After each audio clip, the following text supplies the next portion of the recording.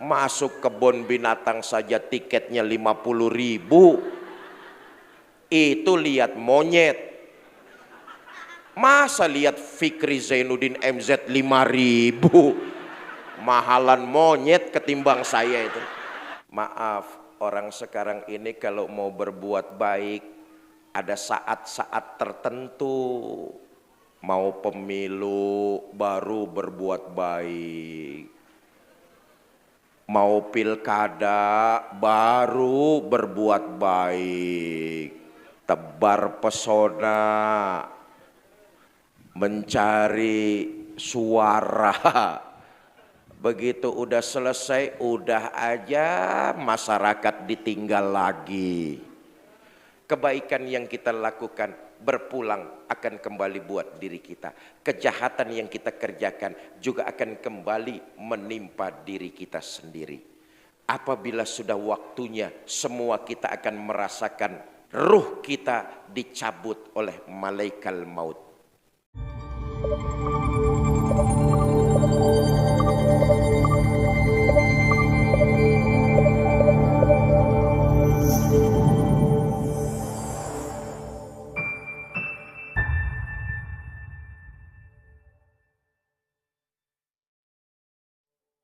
Warahmatullahi wabarakatuh.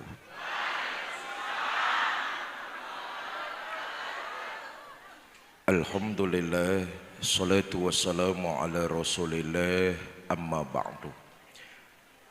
Yang mulia para ulama, para kiai, para tuan guru, para asatiz dan asatizah, wabil khusus pengasuh dan pimpinan Pondok Pesantren Ibadur Rahman, yang saya hormati para tokoh masyarakat, Bapak Ibu saudara-saudara kaum muslimin yang saya cintai. Allah mengutus Nabi dan Rasul jumlahnya enggak kurang 124.000. Dari 124.000 cuma 25 yang wajib kita imani. Dari 25 Nabi dan Rasul yang wajib kita imani, terpilihlah 5 yang bergelar ulul azmi. Nabi Ibrahim, Nabi Nuh, Nabi Musa, Nabi Isa, Nabi kita Muhammad sallallahu alaihi wasallam. Dari 5 yang bergelar ulul azmi, cuma 1 yang dapat predikat rahmatan lil alamin. Siapa? Junjungan kita baginda Nabi besar Muhammad sallallahu alaihi wasallam. Sayyidul mursalin, khotamun nabiyin, penghulu para nabi dan rasul. Predikatnya rahmatan lil alamin, Nabi Muhammad sallallahu alaihi wasallam. Kita bangga Allah takdirkan kita jadi umat baginda Nabi Muhammad sallallahu alaihi wasallam. Treble-nya turunin saja mas, echo-nya matikan.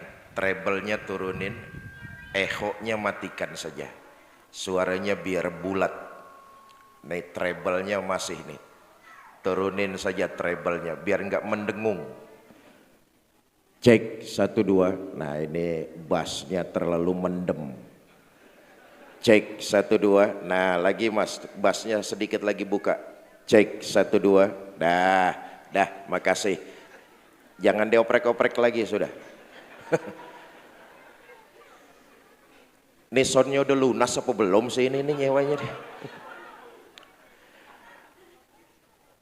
Bapak Ibu, kita bangga dan bersyukur kepada Allah. Dilahirkan ke alam dunia jadi umat baginda Nabi Muhammad sallallahu alaihi wasallam. Kenapa? Nabi Muhammad nabi yang utama. Oleh Allah kita pengikutnya diberikan keutamaan juga. Alhamdulillah. Nih yang sore ini datang di pesantren, enggak usah pesimis, enggak usah kecil hati. Karena kita jadi pengikut Nabi yang utama oleh Allah, kita pengikutnya diberikan keutamaan juga. Dalam hadis qudsi Allah menjelaskan, inni haramtul jannata ala sairil umam hatta tadkhulaha ummatuka. Sorga itu belum dibukakan pintunya sebelum umat Nabi Muhammad masuk lebih dulu ke dalamnya. Alhamdulillah. Nih, nanti yang hadir sore ini nih, ini ada nggak yang hadir nih 50 orang? Ada apa tidak? 100 orang? 200 orang? 2000 orang? Campur yang goib di sawah-sawah itu. Ini ratusan orang yang sore ini hadir di pesantren, yakinlah saudara, nanti di akhirat akan dibangkitkan lebih dulu, dihisab lebih dulu, lewat sirotol mustaqim lebih dulu, masuk sorga lebih dulu, kalau toh mampir ke neraka juga lebih. Ayo aminin. Bersyukurlah kita kepada Allah ditakdirkan jadi umat, jadi pengikut Nabi yang utama. Bapak Ibu, saudara-saudara kaum muslimin yang saya cintai. Nah, kalau kita ngaku cinta dan bersyukur jadi pengikut Nabi yang utama, maka kita tunjukkan bahwa diri kita adalah umat yang rahmatan lil. Islam itu bukan agama yang intoleran. Islam itu bukan agama yang ekstrim. Periksalah tari tasrih, periksalah sejarah. Islam itu disebarluaskan bukan dengan mengangkat pedang pergi ke medan perang. Tapi Islam disebarkan dengan cara-cara akhlakul karimah. Ini menandakan bahwa agama Islam adalah agama yang rahmatan lil. Kalau kita ngaku pengikut baginda Nabi, maka kita harus upayakan jadi insan, jadi manusia yang rahmah paling tidak bagi lingkungan kita. Islam ajarannya yang dibawa oleh baginda Nabi sesuai dengan kebutuhan hidup manusia. Syariat agama Islam bukan untuk membebani kita, tapi sesungguhnya syariat Islam mengangkat beban yang memang sudah ada di atas pundak kita. Nah, ini karena tausiahnya di lingkungan pesantren. Ada satu kaidah fikih mengatakan begini. Islam itu bukan syariatnya bukan membebani manusia. Justru mengangkat beban yang memang sudah ada pada pundak manusia. Ada satu kaidah menjelaskan taklilut takalif, menyedikitkan beban. Ini sumbernya hadis baginda kita Nabi besar Muhammad sallallahu alaihi wasallam. Yasiru wala tu'asiru. Gembirakan orang, mudahkan orang, jangan dipersulit. Itulah syariat ajaran Islam, memudahkan manusia, bukan mempersulit kehidupan kita. Makanya di fikih itu disebutkan satu kaidah, taklilut takalif, menyedikitkan beban. Bagaimana maksudnya? Kita lihat. Bapak Ibu saudara-saudara, kalau kemampuan kita mengerjakan satu ibadah berkurang, otomatis penekanan terhadap ibadah itu ikut menurun. Ini yang dimaksud taklilut takalif. Contoh, sholat itu hukum asalnya wajib berdiri. Betul apa tidak? Saya tanya, sholat wajib nggak berdiri? Wajib. Pak, saya sholat kalau berdirinya terlalu lama dengkul saya gemeteran Pak. Boleh nggak saya sholat sambil duduk? Boleh apa tidak? Terkena kaidah taklilut takalif. Kemampuan berkurang, penekanan terhadap ibadah itu ikut menurun. Artinya syariat agama Islam memudahkan, bukan mempersulit kehidupan manusia. Jelas? Jelas? Pak, saya sholat kalau duduknya terlalu lama, pantat saya ambeien Pak. Boleh nggak saya sholat sambil berbaring? Boleh apa tidak? Boleh. Kenapa? Kemampuan berkurang, penekanannya juga ikut menurun. Pak, saya sholat kalau berbaringnya terlalu lama, pinggang saya encok Pak. Boleh nggak saya sholat pakai isyarat? Boleh apa tidak? Boleh. Begitu luar biasa agama Islam, mengikuti kemampuan kita. Sholat wajib berdiri. Kalau nggak sanggup, boleh duduk. Kalau nggak sanggup, boleh berbaring. Kalau berbaring nggak sanggup, boleh pakai isyarat.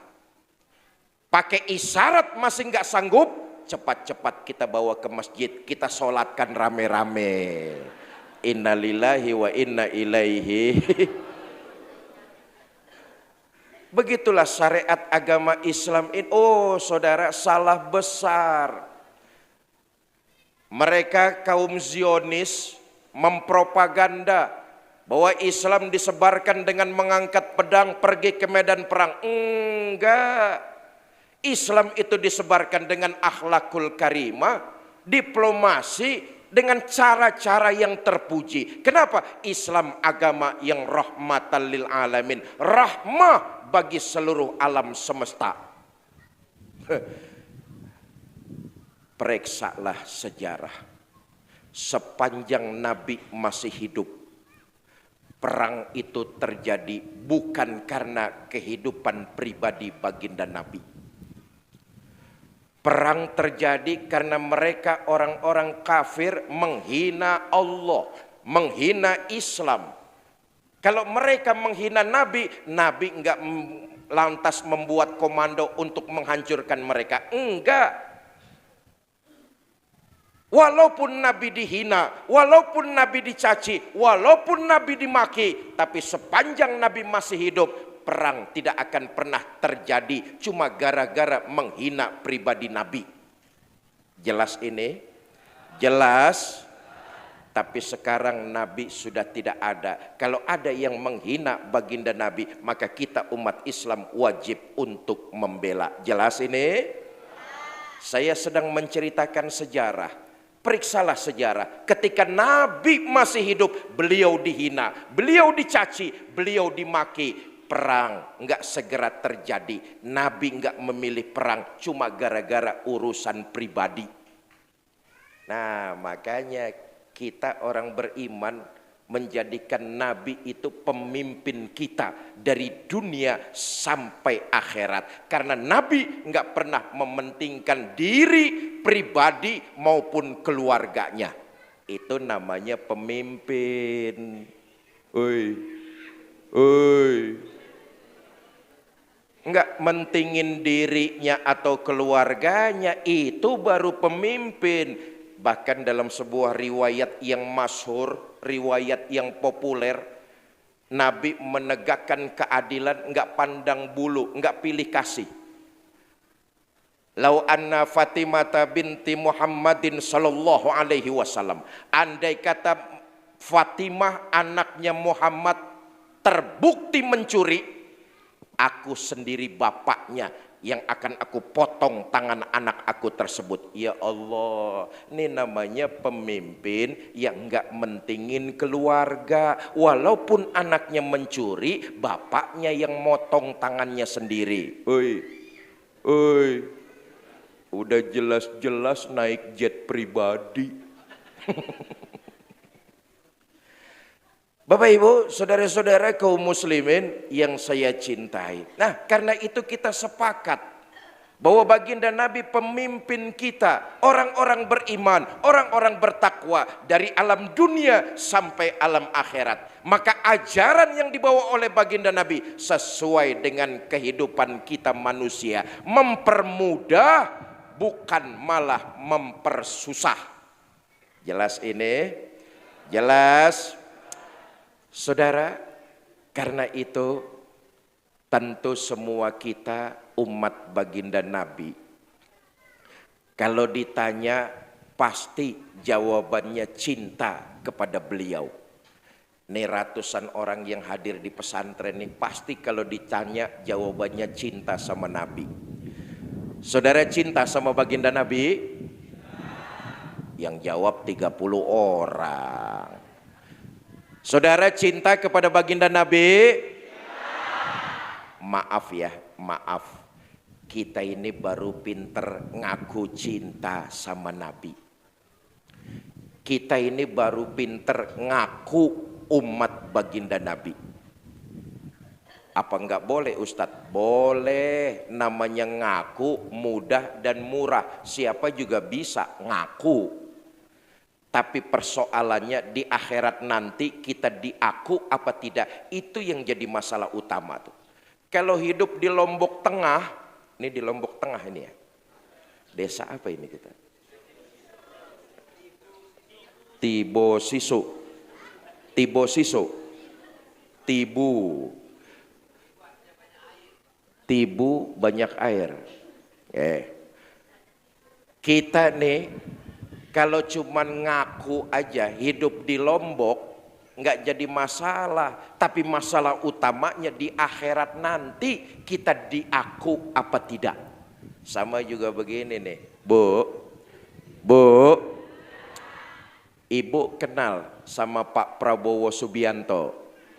Ngaku tuh. Prabowo kenal sama Ibu? Kasihan deh lo. Apa bedanya sama kita nih?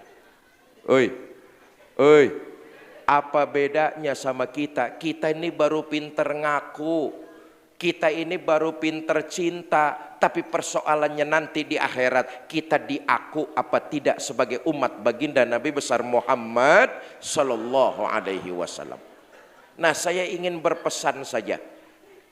Kalau kita memang pengen diaku di akhirat sebagai umat baginda Nabi, maka usahakan, optimalkan sebisa mungkin, sekuat tenaga agar kita di alam dunia hidup ini mengerjakan ciri-ciri pengikut baginda Nabi. Apa ciri yang utama? Kualitas ibadah sholat. Nah, ini lagi nih ada kaitannya. Tadi saya sudah katakan kita umat Islam harus menerjemahkan agama ini dalam kehidupan bermasyarakat menjadi agama yang rahmatan lil orang yang ibadah kualitas ibadah sholatnya mantap, maka kelihatan dalam kehidupan bermasyarakat dia menebarkan nilai-nilai kebaikan kepada siapapun juga. Sebab apa? Islam agama yang rahmah, dia mengerjakan ibadah sholat lalu diterjemahkan dalam kehidupan bermasyarakat, menebarkan nilai-nilai kebaikan. Maaf nih, maaf. Kita sholat sih sholat, tapi ternyata masih banyak di antara kita yang belum mengerjakan filsafat sholat dalam kehidupan bermasyarakat. Sholatnya rajin, tapi maksiatnya tekun. Ada orang sini kayak begitu, ada? Yang mana orangnya? Saya katakan tadi kita sholat sih sholat, tapi belum sanggup menunjukkan menjadi umat yang rahmah. Sholatnya rajin, maksiatnya tekun. Sembayangnya giat, tapi mulutnya hobi ngomongin tetangganya. Bukan di sini, di dusun sebelah sana. Di dusun sebelah sana masyarakatnya sholatnya mah rajin, tapi mulutnya nggak bisa dijaga, sering bener nyakitin hati tetangganya. Tuh di dusun sebelah sana. Saya tanya, orangnya pindahan dari dusun sini katanya nih. Bapak Ibu, saudara-saudara kaum muslimin yang saya cintai. Sebab itu janganlah kita cuma sekedar ngaku umat Nabi. Janganlah cuma sekedar kita ngaku cinta kepada baginda Nabi, tapi kita buktikan di alam dunia supaya nanti di akhirat kita diaku sebagai umat beliau. Dengan apa? Menjadi umat yang rahmatan lil, kualitas ibadahnya meningkat, ditunjukkan dalam kehidupan sosial bermanfaat. Dia jadi manusia yang berguna buat lingkungan dan sekitarnya. Hari ini, petang ini saya hadir di Pondok Pesantren Ibadur Rahman. Mengingatkan saya tahun 1986 dan 87. Saya dipondokin sama abah saya, Allah yarham, Kiai Haji Zainuddin MZ, di Pondok Pesantren Tebuireng, Jombang. Sama suasananya seperti ini. Yang ingin saya katakan, anak-anak saya para santri, santriwan, santriwati Pondok Pesantren Ibadur Rahman, kalian menimba ilmu di pesantren ini pilihan yang sudah sangat tepat. Di pesantren ini kalian bukan cuma otaknya diisi dengan ilmu, tapi hati kalian dimantapkan dengan nilai-nilai ajaran agama Islam. Keluar nanti kalian dari pesantren ini, insya Allah kehidupan bermasyarakat kalian akan makin bertambah berkah. Benar saudara. Bapak ibu wali santri yang menitipkan anaknya di pesantren ini, pilihannya sudah sangat tepat.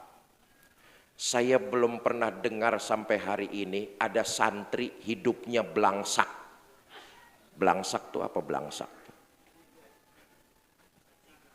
Sengsara, apa itu bahasa Lomboknya sengsara? Hah? Sia. Ya sudah, sengsara aja lah. Saudara, coba tolong ingat-ingatlah. Saya nih belum pernah dengar ada santri hidupnya sengsara. Alhamdulillah, hidup jadi santri itu penuh dengan keberkahan. Makanya kalian anak-anak saya, berkah dari pesantren itu hakul yakin ada dalam darah kalian. Saya nggak pernah dengar ada santri hidupnya sengsara. Nggak usah ngomongin tuan-tuan guru kita lah, ngomongin saya aja nih. Saya dari tahun 86 sampai sekarang, sampai saya menutup mata, saya tetap jadi seorang santri dan saya bangga menyandang santri.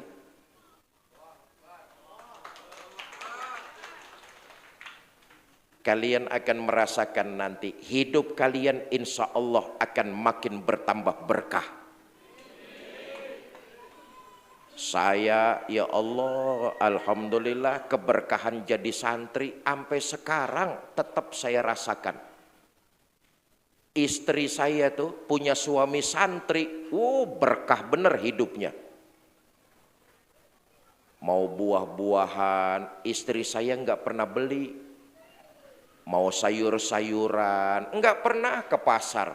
Kenapa? Ada saja panitia pengajian datang bawain. Ada yang bawain parcel, ada yang bawain sayuran, ada yang bawain buah-buahan. Itu pengajian panitianya datang bawain, jamaah hidupnya berkah. Makanya kulkas di rumah saya sampai nggak bisa ketutup. Engselnya rusak soalnya tuh. Jangankan jadi santrinya, jadi istrinya santri, hidupnya berkah tuh. Nah, Bu.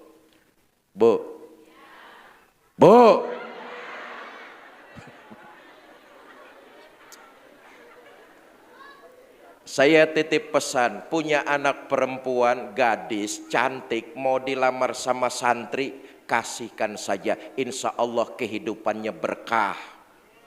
Nih maaf nih, kadang-kadang orang tua gadis macam anak sekarang nih kan pola pikirnya pandangannya materialistis. Datang cowok mau kenalan ngapelin anak gadisnya, pasti pertimbangannya materialistis. Ditanya calon menantunya, kamu kerjanya di mana? Gajinya sebulan berapa? Kendaraan kamu motor bebek, apa soang atau apa? Kebanyakan sekarang ini kan seperti itu. Calon menantunya bisa sholat apa tidak? Calon menantunya bacaan Qur'annya benar apa enggak? Calon menantunya ngerti agama apa tidak? Itu urusan nomor 18. Betul apa tidak? Ketahuilah, punya anak gadis itu akan jadi makmum dari seorang suami. Maka cari menantu, cari calon suami buat anak gadis ibu harus pilih-pilih juga. Oi, mau dilamar sama santri malah dijaga-jagain, ditolak, dilarang. Jangan kau nikah sama santri, dah nanti hidupmu sengsara, paling juga jadi tukang tahlilan. Tukang tahlilan katanya. Bapak Ibu, saudara-saudara kaum muslimin yang saya cintai. Nah,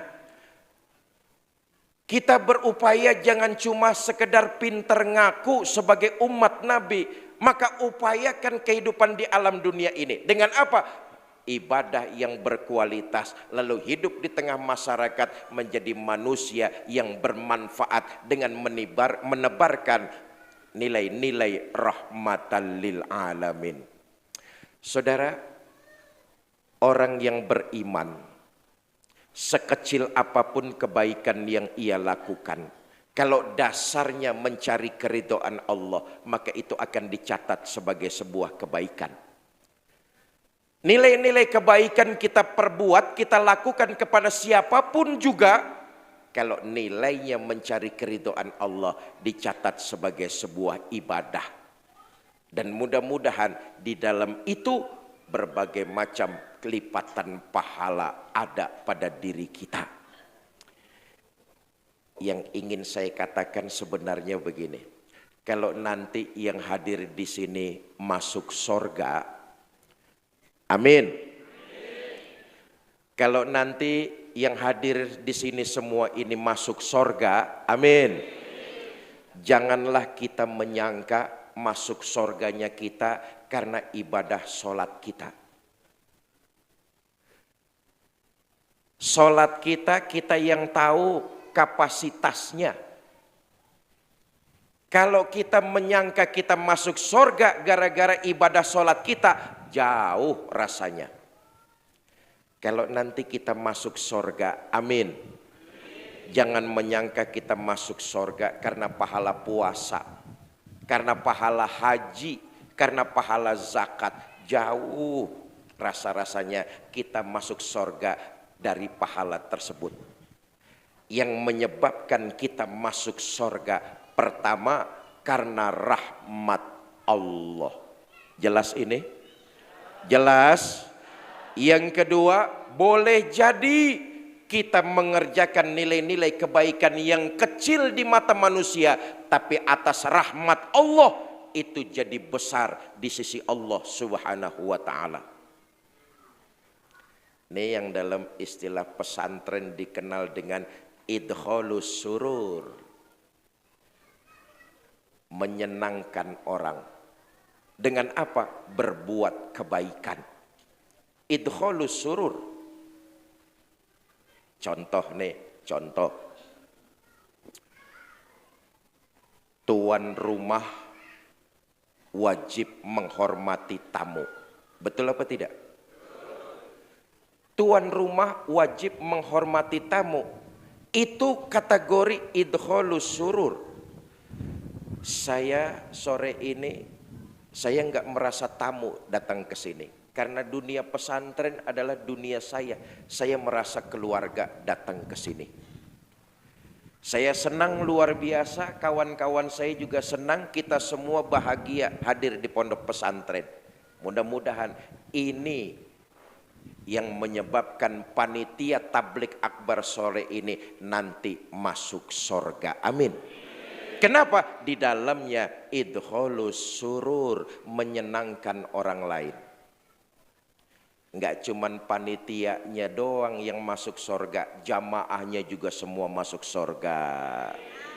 Enggak cuma jamaahnya doang yang masuk surga, tukang sonnya juga masuk surga. Amin. Campur sama son-sonnya. Idkhalus surur, menyenangkan orang. Karena itu dalam kehidupan bermasyarakat tebarkan nilai-nilai kebaikan. Nah, yang simpel saja. Di kalangan pesantren ini masyhur. Bagian dari akhlak terpuji itu idkhalus surur. Satu contoh, Nabi mengajarkan begini. Wattabasumuka fi wajhi akhika laka shadaqah. Senyum kamu kepada teman adalah sedekah. Saudara, ini hadis beberapa macam hikmahnya. Pertama, ngajarin kita tentang sedekah. Yang kedua, di dalamnya ada hikmah idkhalus surur, menyenangkan orang lain. Senyum kamu kepada teman adalah sedekah. Itu artinya apa? Di sini ada hikmah idkhalus surur, bagaimana cara bergaul dengan orang lain, bagaimana memperlakukan kawan, bagaimana memperlakukan teman. Memasang wajah yang baik kepada orang lain itu merupakan bagian dari idkhalus surur. Jelas ini? Jelas? Nah, saya kembali Bapak Ibu saudara-saudara kaum muslimin yang saya cintai. Ayo mulai sore ini dan seterusnya, jangan cuma kita pandai mengaku umat Nabi, tapi kita buktikan dalam kehidupan di alam dunia kita jadi umat yang rahmah, menebarkan kebaikan kepada siapapun juga. Maaf nih, maaf. Kita biasanya kalau mau berbuat baik sering pilih kasih dan pandang bulu. Ngapain saya bantuin kamu? Kamu bukan keluarga saya. Ngapain saya tolongin kamu? Kamu kemarin gak nyoblos saya. Kita nih kalau mau berbuat baik sering pilih-pilih. Nabi itu gak cuma ngajarin, tapi Nabi nyontoin. Kalau berbuat baik gak usah pilih kasih. Tadi saya sudah katakan sekecil apapun kebaikan yang kita lakukan, itu bernilai ibadah kok. Saudara, di sudut kota Madinah ada Yahudi tua buta. Nabi datang ke sana berbuat baik sama Yahudi tersebut. Ini kan Nabi nyontoin kepada kita nih. Oi. Ayo lihat perbedaannya. Nabi itu aslinya orang Mekah. Sementara ini orang asli orang Madinah. Kampungnya beda. Nabi pemimpinnya orang-orang beriman. Sementara ini orang Yahudi kelotokan. Agamanya juga tidak sama. Tapi Nabi mencontohkan kepada kita. Nabi datang ke Yahudi tersebut berbuat baik sama dia. Apa yang Nabi lakukan? Nabi nyuapin makanan. Allahumma sholli wa sallim wa barik alaih. Ini Yahudi karena dia buta cuma mengandalkan pendengaran. Ketika sedang disuapin sama Nabi, dengar di depannya ada orang lewat, berdiri Yahudi lalu pidato.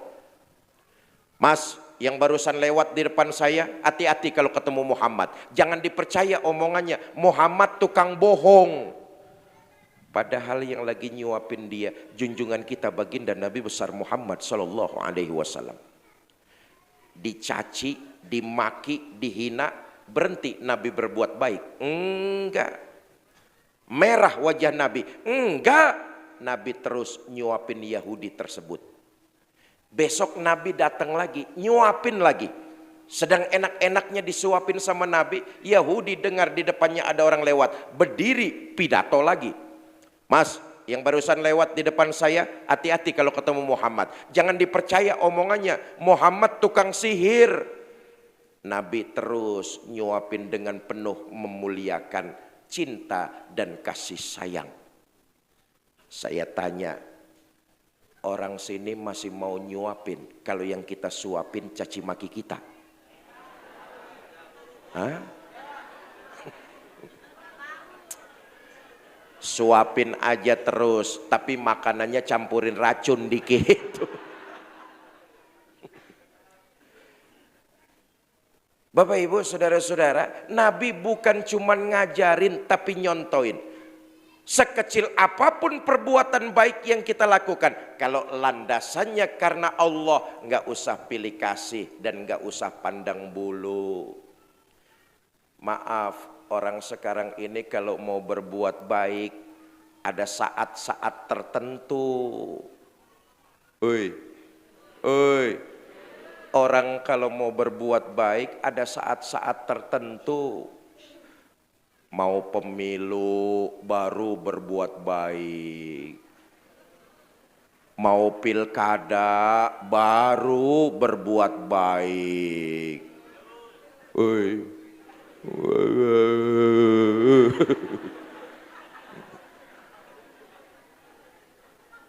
Tebar pesona,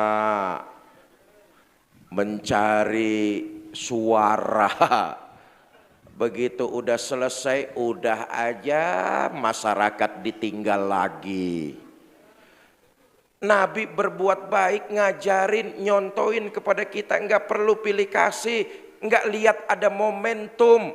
Setiap saat kalau kamu sanggup, kamu mampu, berbuat baiklah kepada mereka. Sekecil apapun perbuatan baik yang kau lakukan, manfaatnya akan kembali buat dirimu juga. Ya Allah, perbuatan kita ini bukan untuk menguntungkan Allah. Kejahatan yang kita lakukan bukan menzolimi Allah. Allah nggak ngambil untung dari ibadah yang kita lakukan. Saudara pikir selombok orang gak ada yang sholat, Allah pensiun jadi Tuhan? Enggak. Betul apa tidak? Selombok orang gak ada yang sedekah, Allah gak bakalan bangkrut jadi Tuhan. Allah maha gagah, Allah maha kaya, Allah maha perkasa. Ibadah yang kita kerjakan manfaatnya akan kembali buat diri kita. Kejahatan yang kita lakukan itu juga akan pulang kepada diri kita sendiri. Nggak percaya? Ayo lihat. Maaf nih, ini yang hadir nih semuanya nih calon-calon jenazah ini. Betul? Ada orang sini hidup terus-terusan. Saudara, yakinlah kita semua ini pasti bakalan mati. Calon bupati belum tentu jadi bupati, calon mati pasti. Calon gubernur belum tentu jadi gubernur, calon mati pasti. Pak Kades bakal mati apa tidak? Mati. Pak RT bakal mati apa tidak? Mati. Saya yang lagi duduk di sini bakal mati apa tidak? Sentimen loh. Nabi ngingetin nanti, ya Allah saudara, di antara kita nggak akan ada yang sanggup menolak kedatangan malaikat maut. Apabila sudah waktunya, semua kita akan merasakan ruh kita dicabut oleh malaikat maut. Terbujurlah kaku jasad kita. Betul apa tidak? Hari itu pasti semua kita akan mengalaminya. Datang tetangga, datang keluarga, ngurusin jasad kita. Dimandikan, dikafani, disolatkan. Dinaikkan jasad kita ke atas kendaraan yang paling serem. Namanya keranda jenazah. Siapa yang naik kendaraan itu pasti mati. Belum pernah ada yang gagal. Selesai disolatkan, bismillah wa ala millati rasulillah, diusung kendaraan yang membawa kita itu. Kemana? Ke kuburan. Kata Nabi, yang nganterin ke kuburan cuma 3. Ahluhu wa maluhu wa amaluhu. Keluarga, harta, amal, perbuatan. Tapi sayang yang 2 pulang. Siapa yang pulang? Ahluhu wa maluhu, keluarga dan harta pulang. Ternyata yang nemenin kita amal perbuatan yang baik dan yang buruk. Itu yang nemenin kita di dalam kubur, karena memang harus kita pertanggungjawabkan di hadapan Allah Subhanahu wa ta'ala. Kalau sadarlah kita akan hal ini, maka semangat kita akan muncul menebarkan nilai-nilai kebaikan, karena itulah yang akan jadi bekal perjalanan kita di alam kubur. Nah, saudara, Bu, ini penting juga buat kaum ibu. Salah satu gudang ibadah ternyata itu ada dalam rumah tangga kita masing-masing. Satu contoh, istri taat kepada suami itu ibadah. Ya Bu. Urusan taat sama suami belaga budak ibu-ibu nih. Istri taat kepada suami itu ibadah. Rumah tangga kita salah satu gudang kebaikan. Selama suami tidak melanggar perintah Allah, istri taat kepada suami itu ibadah. Mau kemana-mana izin sama suaminya, cium tangan suaminya. Tadi mau ngaji di pesantren, izin gak sama suaminya nih? Cium tangan suaminya. Boro-boro cium tangan. Nah gini Bu, saya katakan selama suami tidak melanggar perintah Allah, istri taat kepada suami itu ibadah. Besok hari Minggu suami libur ke ladang, libur bekerja, libur ke pasar, ada di rumah.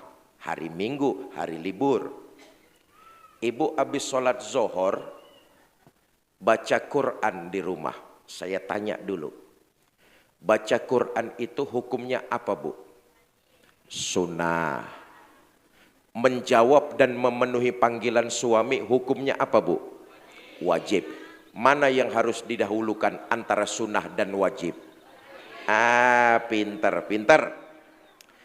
Besok ibu selesai sholat zuhur di rumah, ibu baca Quran.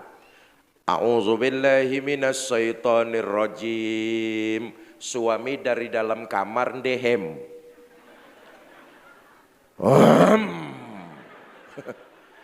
Ibu tahu maksud ndeheman suami, tutup Qurannya. Shadaqallahul azim. Insya Allah pahala bacaan Qurannya dapat, pahala memenuhi panggilan suaminya juga dapat.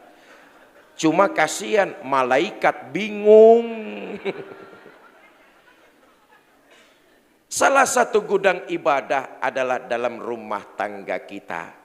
Nah Bapak Ibu saudara-saudara, karena itu kebaikan yang kita lakukan berpulang akan kembali buat diri kita. Kejahatan yang kita kerjakan juga akan kembali menimpa diri kita sendiri.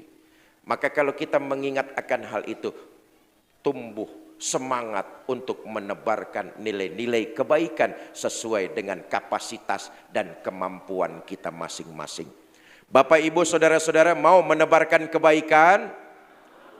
Tuh lemes lagi. 30 orang yang saya dengar. Saudara-saudara mau menebarkan kebaikan? Mau menjadi umat yang rahmatan lil alamin? Mau meningkatkan kualitas ibadah? Sore ini saya ajak sama-sama dengan saya. Bapak Ibu saudara-saudara mau beribadah sedekah? Bawa uang. Berapa? 5.000. Masuk kebun binatang saja tiketnya 50.000. Itu lihat monyet. Masa lihat Fikri Zainuddin MZ 5.000. Mahalan monyet ketimbang saya itu. Namanya amalan sedekah itu kan yang penting ikhlasnya. Betul apa tidak? Tadi saya katakan walaupun sedikit, yang terpenting adalah niatnya. Namanya sedekah itu yang penting kan niat ikhlasnya. Buat apa sedekah kecil kalau enggak ikhlas? Mendingan sedekah besar tapi ikhlas. Betul? Nah, saya akan mengitarkan kotak-kotak amal, ibu bapak diisi seikhlasnya. Sudah siap panitia? Dimulai dari saya dulu sini.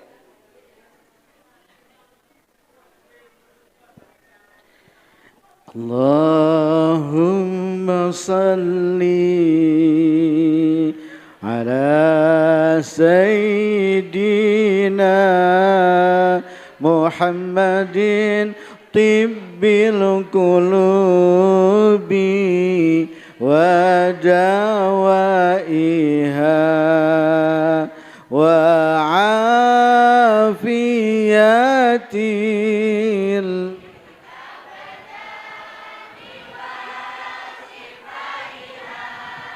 wa nuril absari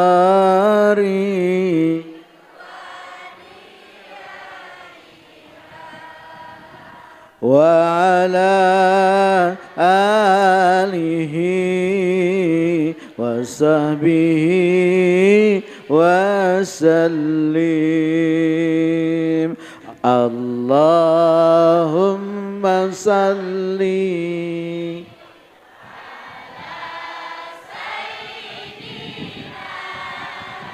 Muhammadin tibbil qulubi wa dawaiha wa afiyatil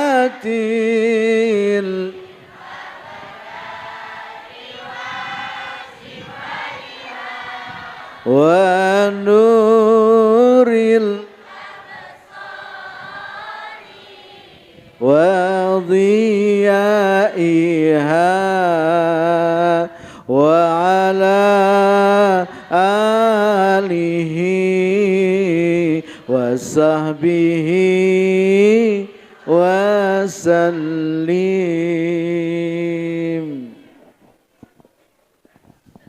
Allahumma sholli wa sallim wa barik alaih. Bapak Ibu, saya titip pesan tanpa maksud menggurui. Sejak sore ini dan seterusnya, kalau kita melakukan amalan sedekah, niatkan pahala sedekah itu buat keluarga dan guru-guru kita yang sudah meninggal dunia. Hakul yakin pahala itu akan sampai kepada mereka tanpa mengurangi pahala kita sebagai pelakunya. Mudah-mudahan wasilah sedekah, pahala yang kita kirimkan kepada mereka itu jadi wasilah terbukanya pintu rahmat Allah. Mereka kuburnya oleh Allah dijadikan raudhah min riyadil jannah. Nah, ini hari kedua saya bersafari di Lombok. Tadi pagi di Lombok Barat, sekarang di Lombok Tengah, nanti malam insya Allah di kota Mataram. Dimulai dari hari Jumat kemarin, insya Allah sampai hari Selasa yang akan datang. Rabu paginya saya harus kembali ke Jakarta karena ada berbagai macam kajian juga di daerah Jabodetabek. Pertama, doakan biar kami ini sehat dan kuat. Yang kedua, saya mengucapkan terima kasih kepada pengasuh, pimpinan dan para asatiz di Pondok Pesantren Ibadur Rahman serta tokoh masyarakat di sini yang menyebabkan pertemuan kita sore hari ini. Mereka-mereka itu tuh, para asatiz, pengasuh pesantren Ibadur Rahman, tokoh masyarakat desa kita, serta Yayasan Cinta Darul Dakwah Lombok. Ini yang jadi sponsor, pelopor, wasilah terjadinya silaturahmi kita sore ini. Nah, Yayasan Cinta Darul Dakwah dibina oleh Ustadz Restu Sugiarto dan dipimpin oleh Ustadz Hardi. Yayasan Cinta Darul Dakwah Lombok ini sedang mengusung program mencetak 1 juta penghafal Al-Quran. 1 juta penghafal Al-Quran bukan fantastis, bukan mercusuar. Program ini bisa cepat terrealisasi. Apa sebabnya? Kita ini penduduk Indonesia mayoritas beragama Islam, betul apa tidak? Jumlah penduduk Indonesia 275 juta. Yang beragama Islam 225 juta jiwa.